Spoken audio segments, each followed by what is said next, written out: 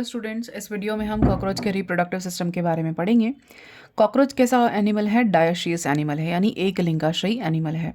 इसमें sexual dimorphism present होता है, यानी कि मेल और फीमेल को हम लैंगिक द्विरूपता के आधार पर डिफाइन कर सकते हैं, अलग अलग पहचान सकते हैं। तो पहले हम देखते हैं मेल रिप्रोडक्टिव सिस्टम के बारे में। इनमें क्या क्या प्रेजेंट होता है? Testis, vasa differentia, ejaculatory duct, mushroom glands, seminal vesicle, phallic या कॉन्ग्लोबेट ग्लैंड्स, जेनाइटल पाउच और एक्सटर्नल जेनिटेलिया। तो ये सारे पार्ट इसमें प्रेजेंट होते हैं। किसमें? कॉकरोच के मेल रिप्रोडक्टिव सिस्टम के बारे में के अंदर। तो पहले देखते हैं टेस्टिस के बारे में। टेस्टिस कितना है? एक pair. A pair of testis embedded in fat bodies. कहाँ पर एम्बेडेड होते हैं?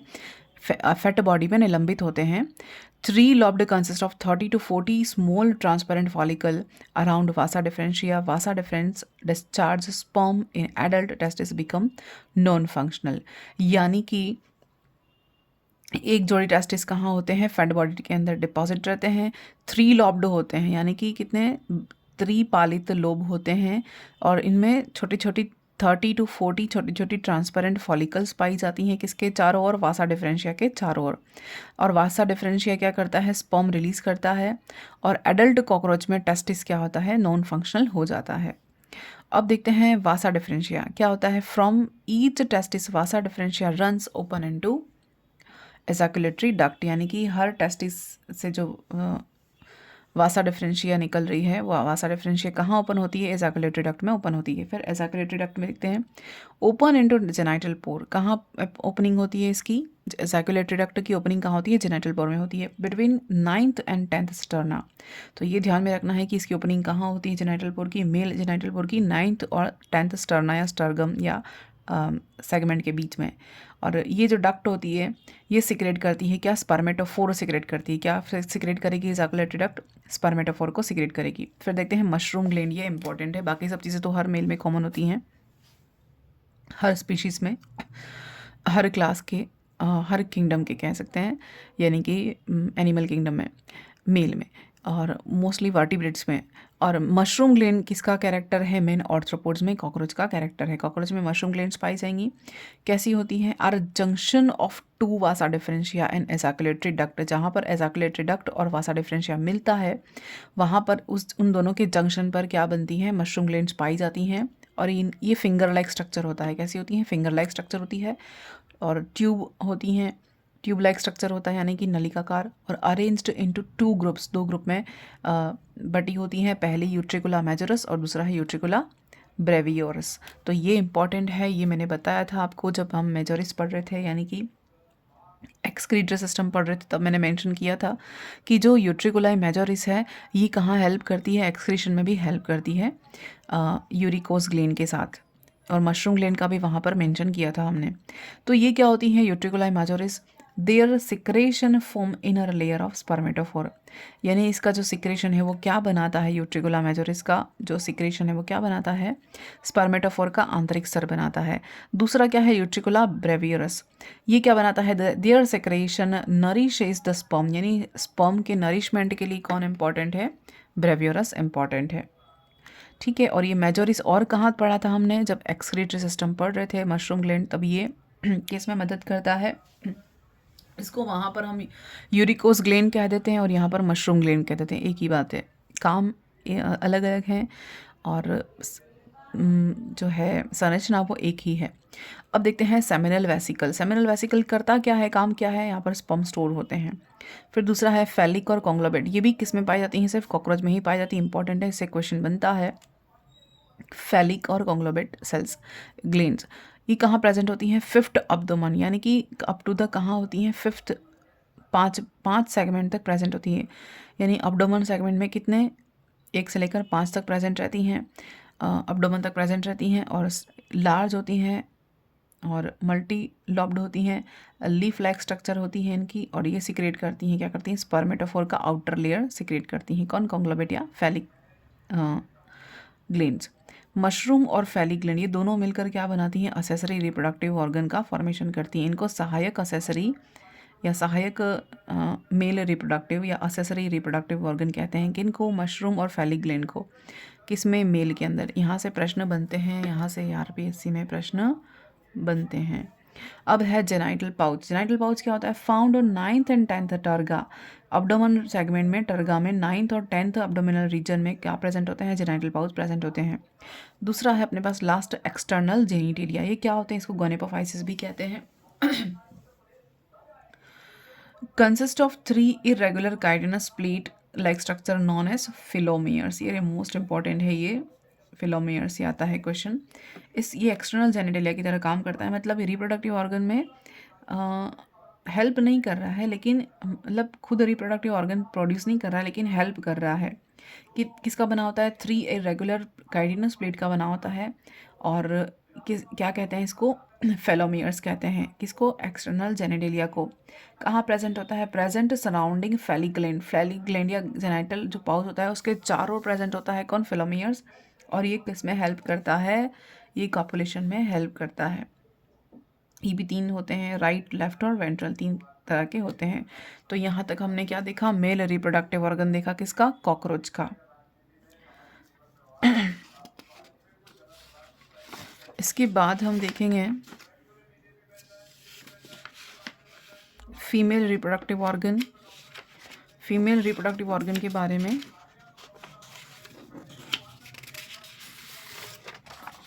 यहाँ पर मैंने आउटलाइन ही मेंशन की है, बाकी चीज़ें हम डिस्कस कर लेंगे। फीमेल रिप्रोडक्टिव ऑर्गन में क्या प्रेजेंट होता है? ओवरी प्रेजेंट होती है। ओवरी के कितने ओवरी, दूसरा है ओविडक्ट, तीसरा है ओविडक्ट और वेजाइना, तीसरा है स्पर्मेथिका, फोर्थ है कोलेटेरियल ग्लैंड्स, फिफ्थ है जर्मिनल पाउच और सिक्स्थ है एक्सटर्नल जेनिटलिया। सिमिलर है मेल के, ठीक है। तो यहाँ पर सबसे पहले क्या है? ओवरी। ओवरी के कितने पार्ट हैं? यहाँ पर फर्स्ट है टर्मिनल फिलामेंट, दूसरा है जर्मेरियम, तीसरा है वाइलेटेरियम, और नेक्स्ट है एग चैम्बर, फिर प्लग और पेडिकल। तो ये कितने पार्ट हैं इसके? लगभग 7 पार्ट हैं। अब देखते हैं टर्मिनल फिलामेंट। सबसे पहले ओवरीज क्या है? ओवरीज कैसी होती हैं? सॉरी, 6 पार्ट हैं ओवरीज। ओवरीज के 6 पार्ट हैं। तो ओवरीज क्या है? अंडाशय कहाँ होते हैं? एब्डोमन के सेकेंड से लेकर 2 से लेकर 6ठे सेगमेंट तक एब्डोमन में प्रेजेंट रहते हैं। एब्डोमन के 2 से लेकर 6 तक जो खंड होते हैं उधर के, वहाँ पर क्या प्रेजेंट होते हैं? ओवरी प्रेजेंट होती हैं, येलो कलर की होती हैं। और कहाँ पर डिपॉजिट होते हैं? फैट बॉडी में डिपॉजिट होती हैं, जैसे स्पर्म होते थे। अब कितने हैं? प्रत्येक अंडाशय जो होते हैं वो 8 ओवेरियन ट्यूब्यूल्स के बने होते हैं। कितने? 8 ओवेरियन ट्यूब्यूल्स। हर एक अंडाशय कितने का बना होता है? 8 ओवेरियन ट्यूब्यूल्स का बना होता है। 8 अंडाकार नलिकाओं का बना होता है, अंडाशय नलिकाओं का बना होता है। इसके अंदर एग जो होते हैं वो डेवलप होते हैं, बड़े होते हैं। और हर जो ओवेरियम है या ओवेरियोल्स है उसमें, उसके आगे एक जर्मेरियम होता है। और ये जर्मेरियम में होता क्या है? जर्मेरियम यानी ये वाला पार्ट, इसमें क्या होता है? अंडे का फॉर्मेशन होता है। 2 से 6 तो एब्डोमेन के सेगमेंट हैं, 8 हैं ओवरीज प्रेजेंट होती हैं, है ना। 8 तो क्या है? ओवरीज प्रेजेंट होती है, यानी टोटल कितने हो गए? 16 एक पेयर में प्रेजेंट होती है। और क्योंकि अंडाशय एक जोड़ी है, अंडाशय क्या है? पेयर में प्रेजेंट है, एक जोड़ी है। तो 8 ओवरी एक लाइन में है, तो टोटल कितने अंडे हो जाएंगे? कितने अंडे बनेंगे? 16 अंडे बनेंगे, ठीक है। अब हम देखते हैं उसके बाद क्या देखा हमने?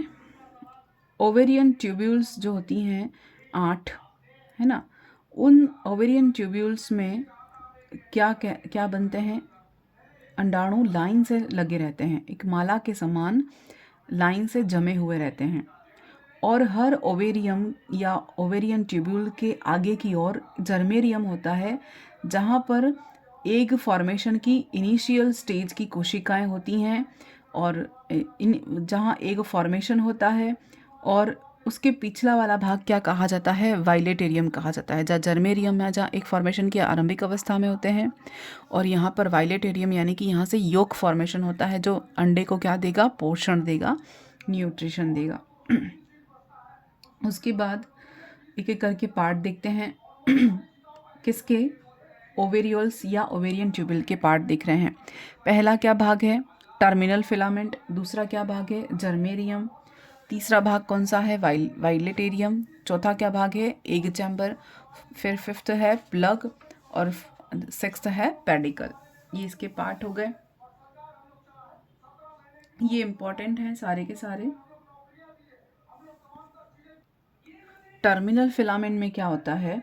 ये अंडाशय का या ओवेरियन ट्यूबल का सबसे आगे वाला भाग होता है, फ्रंट भाग होता है, और इसमें आपस में ये मिलकर अंडाशय के अंडाशय जो होते हैं वो आपस में मिलकर एक स्नायु का फॉर्मेशन करते हैं, फिलामेंट का निर्माण करते हैं। दूसरा क्या है? अंडाशय जर्मेरियम। दूसरा क्या भाग है? जर्मेरियम। यानी इसके आगे का 1/3 भाग, इसके यानी कि इस वाले पार्ट का 1/3 भाग, 1/3 पार्ट क्या कहलाता है? जर्मेरियम कहा जाता है। और इनमें क्या होता है? प्रीमोडियल जर्म सेल्स प्रेजेंट होती हैं। जर्मेरियम में क्या होता है? प्रीमोडियल जर्म सेल यानी आदि जनन कोशिकाएं प्रेजेंट होती हैं। प्रीमोडियल जर्म सेल प्रेजेंट होती हैं। ये जर्म कोशिकाएं क्या करती हैं? एग फॉर्मेशन का काम करेंगे। ठीक है।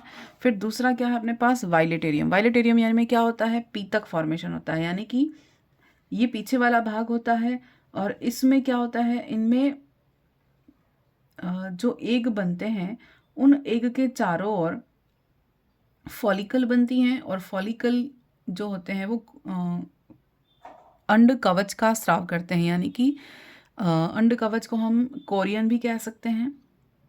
ठीक है। कोरियन लेयर का स्राव करती हैं। ये जो वाइटिलेरियम है ये पीतक फॉर्मेशन का काम करता है, अंडे को पोषण देने के लिए, और फॉलिकल सिक्रेट करता है जो अंडे का कवच बनाता है, और ये फॉलिकल से एक और कवच सिक्रेट होता है जिसको कोरियन कहते हैं या अंड कवच कहते हैं। अब आता है एग चैम्बर। एग चैम्बर क्या होता है? सबसे बड़ी फॉलिकल कौन सी होती है? जो लास्ट वाली फॉलिकल होती है सबसे बड़ी होती है, वो एग चैम्बर का फॉर्मेशन करती है। उसमें एक समय में एक सबसे पुराना अंडा जो सबसे मैच्योर एग होता है, लास्ट वाला, ये सबसे मैच्योर एक ही प्रेजेंट होता है, वो इसमें रहता है। यानी कि एक समय में केवल एक पूर्ण परिपक्व पुराना सबसे पुराना अंडा कहाँ रहेगा? एक चैम्बर में रहेगा। अब है प्लग। प्लग या हम कहते हैं इसको प्लग ही कहेंगे। क्या होता है? जब एग चैम्बर में पीछे या अंतिम फॉलिकल के बाद जो वाइटिलेरियम है, और वाइटिलेरियम क्या करता है? फॉलिकल कोशिकाओं का पश्च सिरा एक व्रंत से जुड़ा रहता है, एक पुंज से जुड़ा रहता है, उसमें बंद हो जाता है, जिसको प्लग कहते हैं। यानी कि जब एग ले करने का टाइम आता है तब प्लग की सेल्स क्या करती हैं? घुल जाती हैं, और ये एक पाथ बनाने का काम करती हैं। किसका? अंडे को बाहर निकालना है तब ये क्या करेंगी? इसके पास वाली कोशिकाएं, एक चैम्बर के बाद वाली जो सेल्स होती हैं, जब एग ले करने का टाइम आता है तब ये घुल जाती हैं, डिजोल्व हो जाएंगे, डिजोल्व होकर एक मार्ग का फॉर्मेशन करती हैं, एक रास्ता बनाने का काम करती हैं। कौन? प्लग। फिर है पेडिकल। पेडिकल या व्रंत कह सकते हैं। प्लग के बाद जो ओवेरियम ट्यूबल है उनका एक छोटा सकरा भाग बनता है, जो क्या कहा जाता है? व्रंत या पेडंकल कहा जाता है, या पेडिकल भी, पेडिसेल भी कह सकते हैं उसको, पेडिकल पेडिसेल जो भी कहें। अब इस प्रकार के अंडाशय में अंडे होते हैं और इनमें नर्स कोशिकाएं नहीं होती हैं, पोषण के लिए कोई नर्स कोशिकाएं नहीं होती हैं। पेनियोस्टिक प्रकार का होता है। कैसा होता है ये? इसमें नर्स कोशिकाएं नहीं होती, अंडों को पोषण के लिए नर्स कोशिकाएं नहीं होती हैं, और इन अंडों को या इस टाइप के अंडों को क्या कहते हैं? पेनियोस्टिक टाइप कहते हैं। क्या कहते हैं? पेनियोस्टिक टाइप कहते हैं। ये भी नया शब्द है। पेनियोस्टिक टाइप के अंडे होते हैं। अब देखते हैं oviduct and vagina. Oviduct and vagina, इसमें क्या होता है? एक अंडाशय के समस्त अंडाशय पीछे की ओर परस्पर जुड़ जाते हैं, अंडवाहिनी बनाते हैं, और अंडवाहिनी का जो भाग जो होता है वो वेजाइना फॉर्मेशन करता है। फिर स्पर्मेथिका आता है। स्पर्मेथिका में क्या होगा? ये स्पर्म को रिसीव करने का काम करेंगे। मैटिंग के टाइम ये स्पर्म को क्या करेंगे? रिसीव करने का काम करेंगे। उसके बाद आता है आपके पास कोलेटेरियल ग्लैंड्स। कोलेटेरियल ग्लैंड्स जो होती हैं वो क्या होती हैं? एक जोड़ी होती हैं, और इनका फंक्शन क्या है? ये क्या करती हैं? एग के चारों ओर एक ऊथिका का फॉर्मेशन करते हैं, यानी कि कवच का निर्माण करते हैं, कोलेटेरियल ग्लीन। और उसके बाद होता है जेनाइटल पाउच। ये क्या करेगा जेनाइटल पाउच? ये भी एसोसिएट या हम कहेंगे कि हेल्प करेगा, किसमें? कॉपुलेशन में हेल्प करने के लिए होता है जेनाइटल पाउच, और जहाँ पर स्पर्म को रिलीज किया जाता है। उसके बाद आता है एक्सटर्नल जेनिटेलिया। एक्सटर्नल जेनिटेलिया क्या करते हैं? ये कॉपुलेशन में हेल्प करते हैं। अब हम देखते हैं लाइफ साइकिल। तो कुछ चीज़ें अगर इसमें मिस भी हैं तो लाइफ साइकिल में कंप्लीट हो जाएंगी। Life cycle of cockroach. तो कॉपुलेशन, सबसे पहला कि कॉपुलेशन के साथ हम सारी प्रोसेस देखते हैं। फर्स्ट है कॉपुलेशन। पहले कॉपुलेशन देखते हैं। Sexually mature male and female cockroach met during night from March to September. Male transfer its spermatozoa in form of packet called spermatophore during copulation. Mature female emits a specific odors, volatile chemical pheromones or sex attachment या attractant detected by male antenna chematophores. Male raise its tegmina at 4 wings by 40 degree to 90 degree at rapidly flutters its hind wings. With the help of philomeres, male insert left hook into female genital chamber and copulation occurs or last an hour or more after. यानी कि क्या कह रहे हैं कि mail और female जो copulation होता है ड्यूरिंग द नाइट होगा, मार्च से सितंबर के मंथ के बीच होगा, और जो स्पर्म एक साथ पैकेट के फॉर्म में रिलीज़ किए जाते हैं उसे हम संयुक्त रूप से स्पर्मेटोफोर कहते हैं।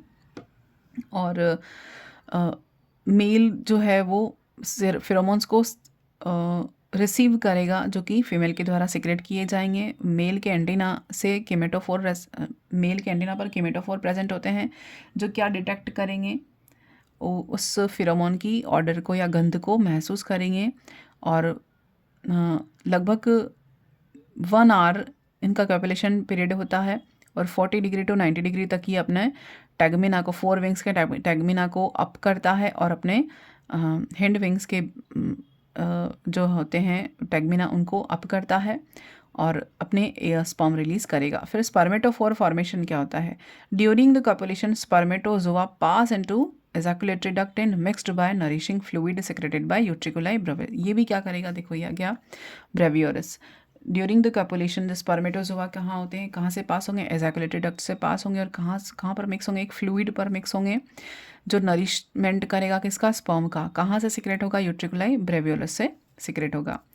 सेम टाइम उसी समय पर क्या होगा? Utriculi majoris pours its secretion to harden to form inner layer of स्पर्मेटोफोर।